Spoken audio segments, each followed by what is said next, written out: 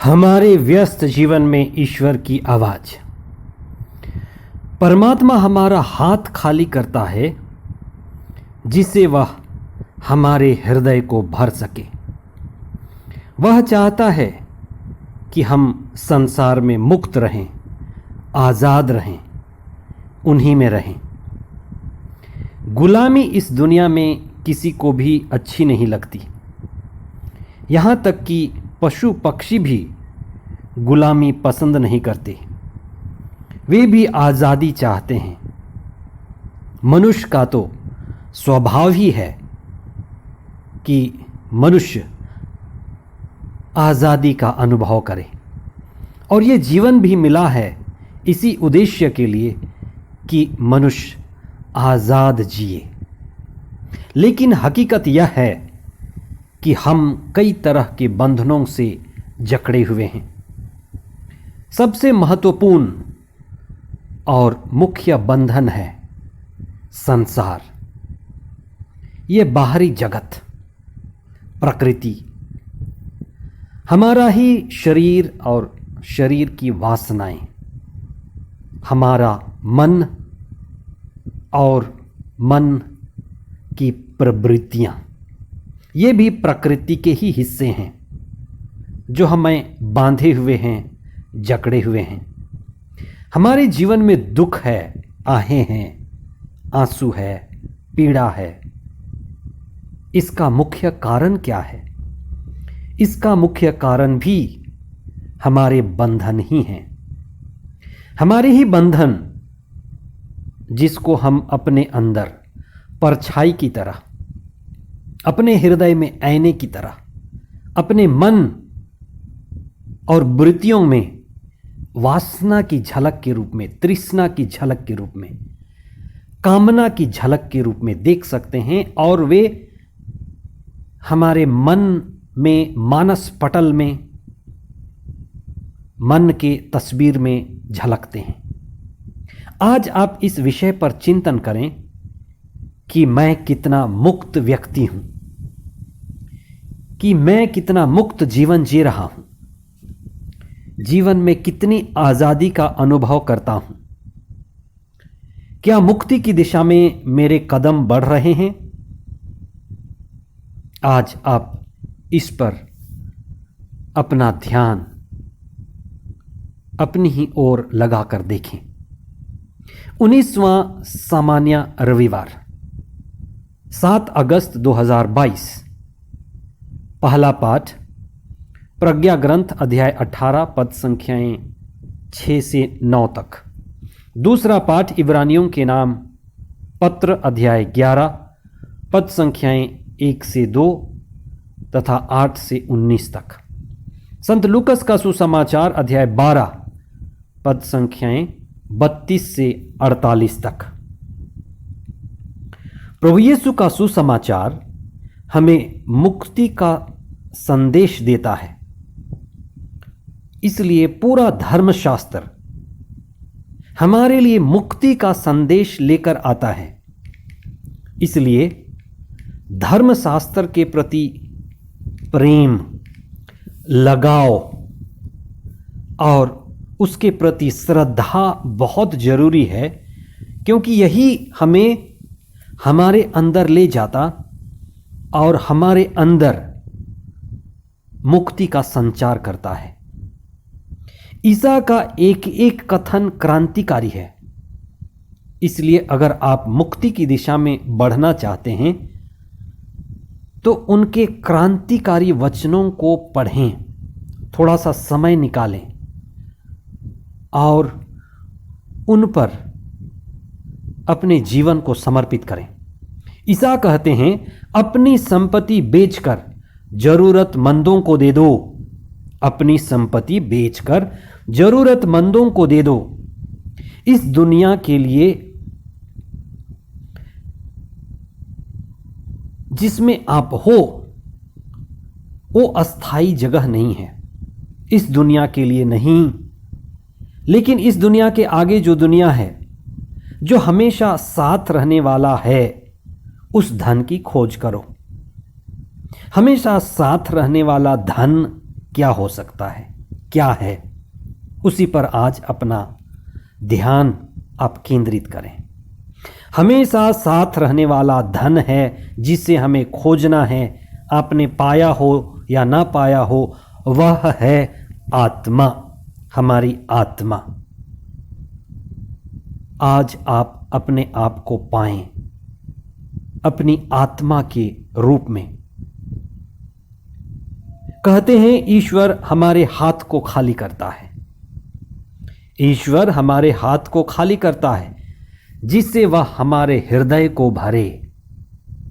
हृदय को भरे, हमें आत्मा का भरपूर अनुभव हो। हृदय का भरा होने का मतलब है आत्मा पूर्ण अनुभूति। हमारा हृदय ईश्वर के लिए बना हुआ है, हमारा हृदय आत्मा से भरा हुआ है। इसलिए हम किसी के लिए नहीं बने हैं, ना इस संसार के लिए, ना इस संसार के लोगों के लिए, किसी के लिए भी नहीं। इसीलिए तो हमें इस दुनिया में बेचैनी होती है।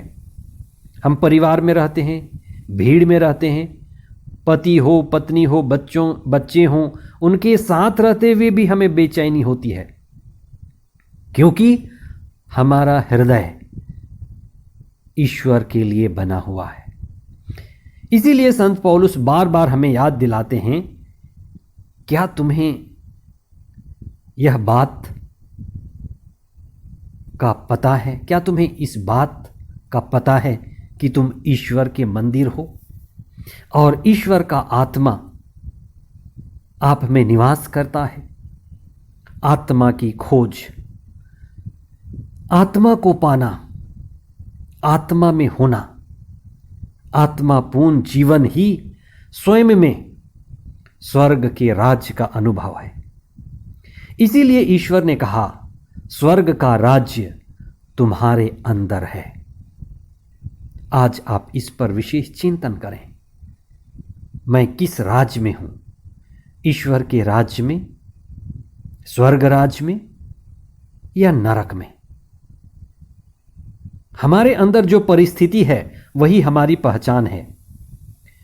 जिस व्यक्ति में शरीर व मन का नहीं लेकिन आत्मा का राज्य है, आत्मा का राज्य चलता है, चेतना का राज्य चलता है, दिव्यता का प्रकाश है, वही व्यक्ति ईश्वर के राज्य में है, वही व्यक्ति पूर्णता का जीवन जी रहा है। हमें ये जिंदगी मिली हुई है जागने के लिए, आत्मा में जाग करके जीने के लिए।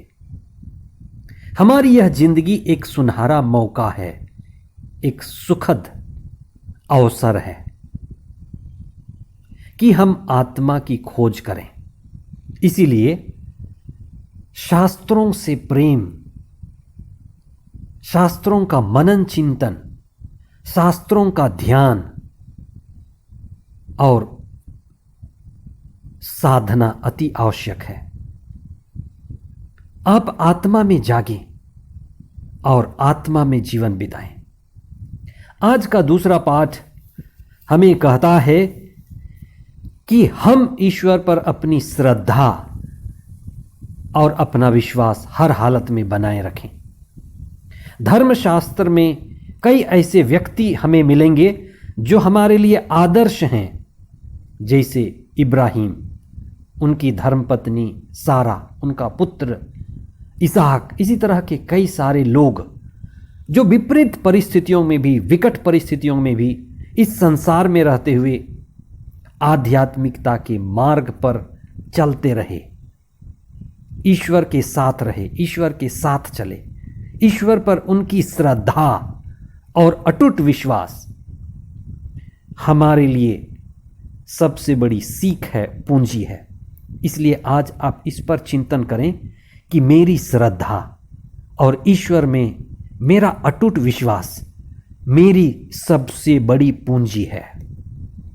आप विश्वास में, ईश्वर पर श्रद्धा में कितने धनी हैं, और विश्वास में धनी होना, ईश्वर की श्रद्धा में धनी होना सबसे बड़ा धन है। आज का पहला पाठ हमें यह बताता है कि ईश्वर हमारी मुक्ति में हमारे मददगार हैं। ईश्वर चाहते हैं कि हम मुक्ति का अनुभव करें, सत्य को जानें और सत्य में जिएं। ईश्वर का यही हमारे प्रति प्रेम है कि हम ईश्वर में रहें और आज़ादी का जीवन जिएं। सुसमाचार यह भी कहता है कि हमें अपनी जिम्मेदारी उठानी है। आत्मा में जीने की जिम्मेदारी, आध्यात्मिकता के मार्ग पर चलने की जिम्मेदारी, और आध्यात्मिकता हमारा चुनाव है। सत्य को चुनना है, ईश्वर के साथ खड़े होना है, अपने जीवन को प्रकाश में लेकर चलना है। इसलिए हमें धर्मशास्त्र की जरूरत है, अच्छे लोगों की जरूरत है, अच्छे संगति की जरूरत है, सत्य के मार्ग पर चलते हुए सच्चाई से काम करने की जरूरत है, मेहनत करने की जरूरत है, सच्चाई से रोटी कमाने की जरूरत है, और ईश्वर के मार्ग पर, ईश्वर के आदेशों पर चलने की जरूरत है। जो व्यक्ति जानबूझकर अपने जीवन को व्यर्थ गंवाता है वह पश्चाताप करेगा। परिस्थितियां, विकट परिस्थितियां उसे मारेंगी, गिराएंगी और रुलाएंगी। बहुत सारे ऐसे लोग हैं जो जानबूझकर अपने जीवन को गंवा रहे हैं और विभिन्न परिस्थितियां उन्हें रुला रही हैं। हम कई ऐसे लोगों को देख सकते हैं। इसलिए हम प्रकाश में रहें, प्रकाश में चलें, सत्य के मार्ग पर जीवन बिताएं। आइए हम प्रार्थना करें। हे प्रभु, हम आपकी शरण आए हैं। हमें अपने जीवन को आपको समर्पित करने के लिए कृपा प्रदान कीजिए। प्रतिदिन हमारा विश्वास आप पर बढ़ता जाए। हे प्रभु, आपने जो जिंदगी हमें दी है, इस जिंदगी के द्वारा हम मुक्त हो सकें, हम आशीष और कृपा के मार्ग में बढ़ें। पवित्र आत्मा हमारी मदद करे, हम सत्य का चुनाव करें, आपके साथ रहें। ये प्रार्थना हम करते हैं हमारे प्रभु ख्रिस्त के द्वारा। आमीन।